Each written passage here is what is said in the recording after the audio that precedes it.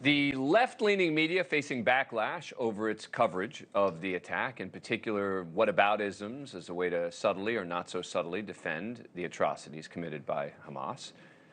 It started with MSNBC when the story first broke, hosts calling for nuanced reactions to the attack. We've had a lot of statements from Americans, mostly Republicans this morning, but some Democrats who it's a bit boilerplate. It's Israel is our greatest ally, the only democracy in the Middle East, our strongest ally. We must stand with Israel. There's no nuance or recognition of anything that has been going on. It's basically like living, Alex, in an open-air prison. That is the context that is so important for us to remember when we talk about Gaza as some kind of, strange, faraway place, people shouting with guns. It's actually a real place with real people, families, and they're living in horrific conditions. They elected Hamas. Then over on CNN, there was this. Let's remember that their lot is in part because they are in this almost prison. They cannot, Israel maintains border controls that are essentially a stranglehold. No, it's very hard to leave. It's very hard to import anything. Exactly what do the Israelis hope to achieve? Reoccupation of the Gaza Strip? There has been the most aggressive encroachment into the West Bank by this far-right coalition government of any that we've seen. Now, there's been a shift in MSNBC, for example's rhetoric, since they were called out, and they have also seen a significant dip in their primetime ratings since the attack.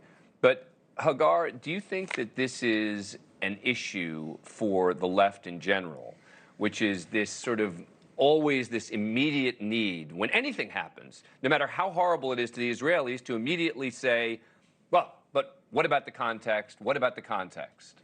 Yeah, I don't like the whataboutism either. And we think we live in very weird times where there's this desire to, everything, there's every side. We have to see everybody at every side, and we have to talk about every side, and we have to make sure not to offend anybody. And this saying that this is a terrorist attack and only seeing this side could end up offending others.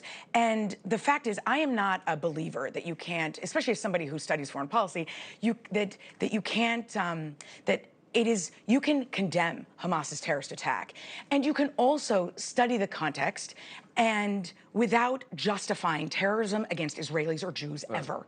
But that said, there's also a time and place for everything, and the coverage you're talking about happened right after. Love that expression. It's true. Hagar, you nailed it. Time and place, Dan. Yeah.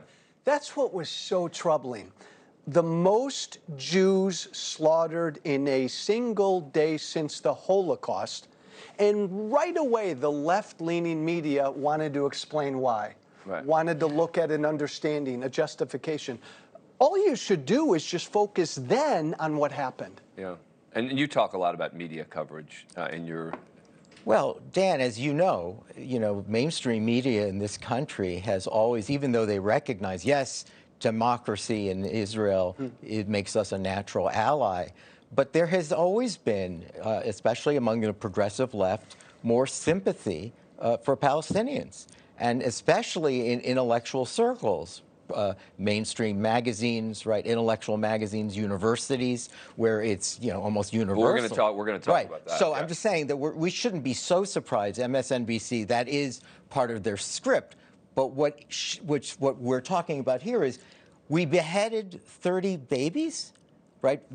That's what we're talking about. In what context is there any context to offer here? Yeah. What aboutism when you're beheading? And what's kind of interesting is it took actually, and I think the reason MSNBC has changed its tune has been because the head of the Anti-Defamation League not just went on their air and criticized them, but actually got to speak to the executives there and said to them, what are you guys doing?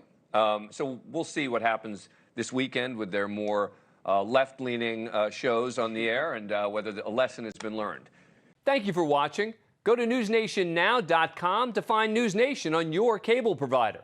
And don't forget to click the red subscribe button below to get more of NewsNation's fact-driven, unbiased coverage.